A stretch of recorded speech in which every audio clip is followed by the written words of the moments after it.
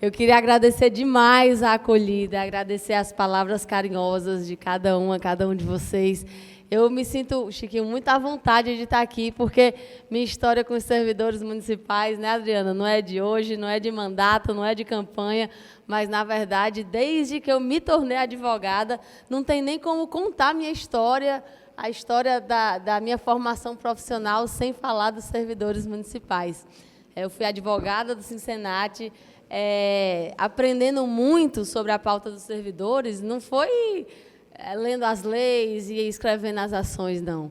Foi tendo muitos momentos de conversa ali, naquela salinha do atendimento jurídico, e que cada servidor ia ali contando qual era a violação que estava sofrendo, e por trás disso, gente, como é que aquilo estava afetando sua vida, como é que a falta da implementação daquela gratificação estava fazendo com que isso atrapalhasse de bancar uma educação melhor para o filho, como é que a perseguição dentro dos ambientes de trabalho fazia com que a vida da pessoa ficasse com tanto problema, não só na hora de trabalhar, mas na hora de ir para casa também, tentar dormir.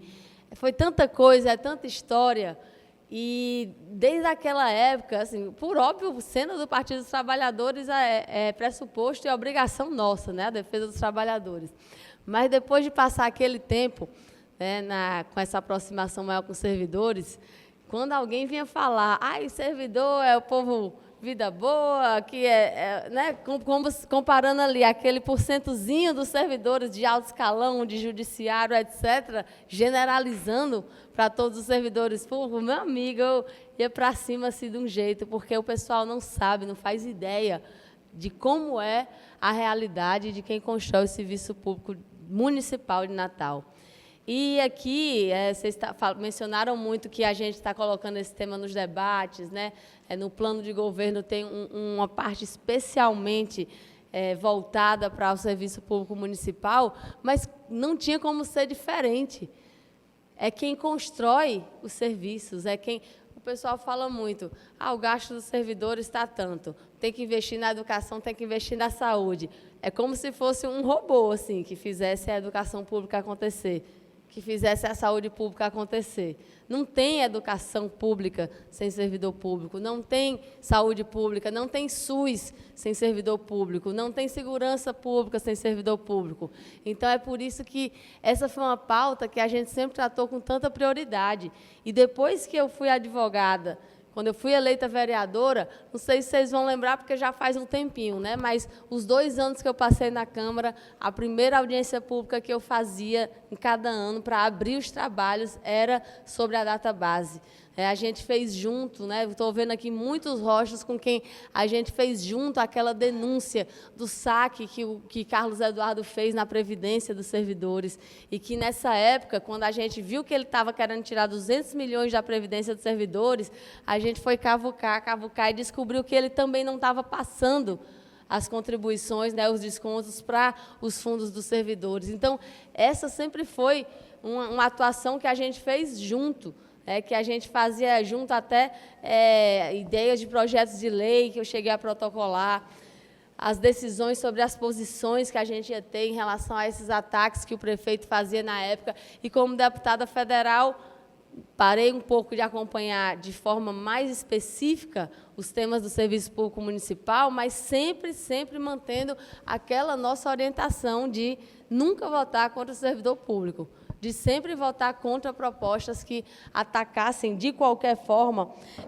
a vida, né, as pautas dos servidores públicos. E eu sei que nessa carta, Chiquinho, vai ter temas que essa carta poderia ter sido entregue em 2016, poderia ter sido entregue em 2020. Eu tenho certeza que os temas dela não são de hoje. São temas atuais, mas são temas que não foram problemas criados hoje. Faz muitas gestões que vocês têm os mesmos pleitos. Faz muitas gestões que vocês têm que batalhar por aquelas coisas que, na verdade, já estão previstas em lei. Porque uma coisa importante da luta sindical é a gente conquistar direitos novos. Só que, na pauta do servidor público, a maior parte do que se reivindica é ainda o cumprimento daquilo que já está previsto em lei. É você não ter que... E, ó, eu sou advogada, aí, meu amigo aí, João, né? A gente é advogado, honorário, né? Mas, veja, a gente não quer que o servidor tenha que para ganhar um direito, perder uma parte do que é seu. Porque tem coisa, gente, que já está na lei, que era para ser feito de forma automática. Oi? Quinquênio, não, todas as gratificações é só com ação judicial. Eu sei porque eu fui advogada de várias ações assim, de coisas que estavam ali, previstas em lei, qual é o tempo que é para implementar e que não implementa. E aí, essas últimas prefeituras, notadamente Carlos Eduardo e Álvaro Dias, fizeram o quê? Fizeram caixa da prefeitura, sequestrando o dinheiro dos servidores, confiscando o dinheiro dos servidores. Porque é isso que significa você deixar de pagar uma coisa que está na lei e fazer outra coisa com dinheiro. Não, deixa entrar com a ação, quando ganhar essa ação não vai ser mais nem eu, o prefeito, né? Deixa essa bola para o próximo. Pois bem, essa bola vai chegar para a gente vai resolver. A database... A database é um outro tema, né? Quando vem a luta da database, eles tentam desqualificar, dizendo, querem aumento, quando a gente sequer está falando de aumento quando fala de database. A gente está falando aqui de recompor o poder de compra do salário do servidor público. Como é que pode ser aceitável que tenha servidor hoje que ganhe menos que um salário mínimo, que precise receber o abono para chegar em um salário mínimo? Eu sei que tem servidor hoje que está em situação, em vários temas, tanto nas dificuldades financeiras, econômicas, quanto nas questões de saúde mental, pelas quais estão passando, pela sobrecarga, pelo tanto de tempo que faz que não tem concurso e o mesmo trabalho tem que ser feito, o volume de trabalho é o mesmo, ou ainda aumenta, e o número de servidores caindo. É um adoecimento generalizado das companheiras e companheiros que estão ali na ponta do serviço. E quantos dos servidores, das servidoras, não poderiam ser, inclusive, atendidos, né? Usuários de tantos dos serviços que o município oferece, de tanto problema que está tendo nessas últimas gestões. Então, eu estava dando uma olhada nas propostas dos outros candidatos, a gente sempre vai para um debate, se prepara de todas as formas, e eu vi assim, a ignorância sobre esse tema já demonstra, já sinaliza a falta de prioridade que vai ter na gestão. Tem um candidato que vocês sabem quais são as propostas para os servidores municipais no plano de governo dele, tem duas. A aquisição de cadeiras, né, de móveis ergonômicos e a digitalização do sistema. Eu não estou dizendo que não é importante ter uma cadeira confortável, mas você achar que essa é a centralidade da pauta da luta dos servidores, você já sabe, não se deu nem ao trabalho de perguntar. Avalie na gestão.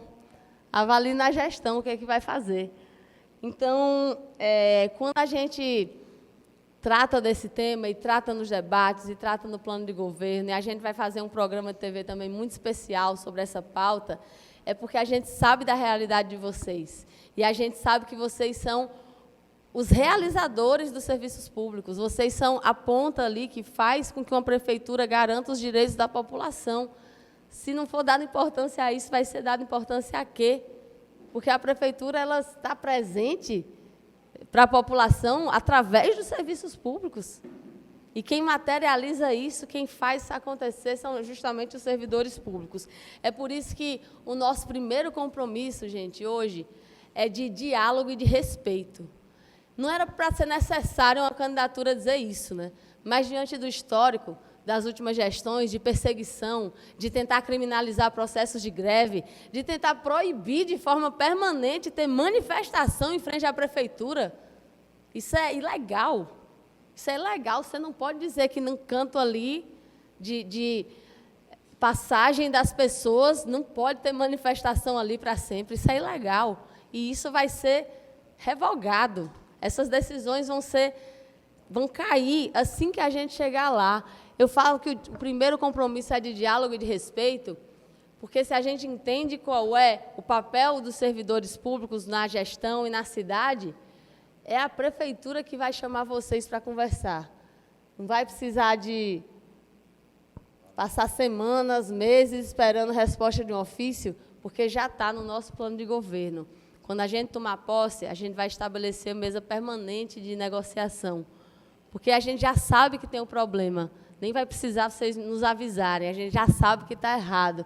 Então, a gente vai chamar cada sindicato que representa as categorias do serviço público municipal para conversar de forma muito franca, dizer, é isso aqui que a gente quer, é isso, obrigada. São essas as condições que a gente tem, vamos fazer nosso cronograma, vamos fazer aqui qual vai ser o nosso plano de implementação de todas essas coisas que estão atrasadas, porque, assim, isso é cumprir a lei, né? Isso é, na verdade, parar de requerer que cada servidor, individualmente, vá atrás de um direito que já é seu, de um direito que já está previsto na legislação. Um minuto. Eu queria fazer um agradecimento muito especial aos companheiros e companheiras que estão aqui como candidatos, como candidatas. Carlos, Lucas, Cássia, Cláudio, Daniel. Tem mais algum? Já se esquivou ali. Porque se essas últimas gestões têm feito tanta coisa ruim para os servidores públicos, isso normalmente é feito em parceria com a Câmara, em parceria com votações que modificam leis, que não exigem cumprimento, que ajudam, com o voto, a implementar esses ataques. Então, a importância da gente, no dia de votar, prestar atenção no voto para vereador, para vereadora também, é primordial. Não tem como o prefeito fazer nada sozinho. Também não adianta os vereadores estarem lá só fazendo requerimento que não vai ser atendido e fazendo audiência pública que a prefeitura não manda nem representante. A gente precisa eleger um time junto, um time para estar lá, para a gente fazer aquilo que está proposto no nosso plano de governo, na carta compromisso que vocês estão nos entregando hoje, e que eu sei que estão estendendo também as candidaturas para a Câmara, para a gente poder fazer isso sair do papel, né, virar realidade. E eu queria, antes de terminar de falar, comentar um pouco sobre como está perto. Que dia é hoje, hein? Falta menos de um mês. Campanha é osso, né? Começa no outro dia, já está na reta final. E a minha voz rouca, ela não é por acaso. A gente está tentando fazer de forma muito intensa, dar o nosso melhor em cada uma das frentes. A gente está tentando que em todo debate seja a nossa performance a melhor, que os programas de TV sejam o nosso, que mais dialogam com a população, que as caminhadas de rua sejam as mais animadas e que estão tendo a acolhida que está sendo fantástica em cada bairro da cidade. E tem uma coisa que sempre foi usada pela elite de Natal, não só de Natal, né, gente? Mas aqui a gente tem exemplos muito, muito nítidos, muito concretos. Tem um instrumento que sempre foi usado pelas candidaturas que representam essa classe dominante que oprime o povo trabalhador, que são as tais das pesquisas, né? A gente não tem o direito de se abalar, até porque seria irracional diante da história recente. A gente não tem o direito de se abalar com esses negocinhos das pesquisas que eles estão publicando. Eu não preciso lembrar aqui que, em 2012, o companheiro mineiro saía nas pesquisas com 12% até a véspera. Abriu as urnas e ele teve 22%. Não tem metodologia errada o suficiente que possa dar uma diferença tão absurda, né, de 12 para 20. Muita gente aqui estava balançando a cabeça porque viveu essa época. Viveu essa época e sabe que o pessoal deu uma desanimada. Quando acabar por menos de 1.500 votos, o Mineiro não foi para o segundo turno, naquele 2012. Agora mesmo com o Jean, há dias da eleição, aparecia com 5% nas pesquisas. 5%. Ele teve quase 15%. Então, assim, se a gente já está aparecendo com mais de 20% e em empate técnico com Paulinho Freire, vocês avaliem qual é a posição que a gente está de verdade.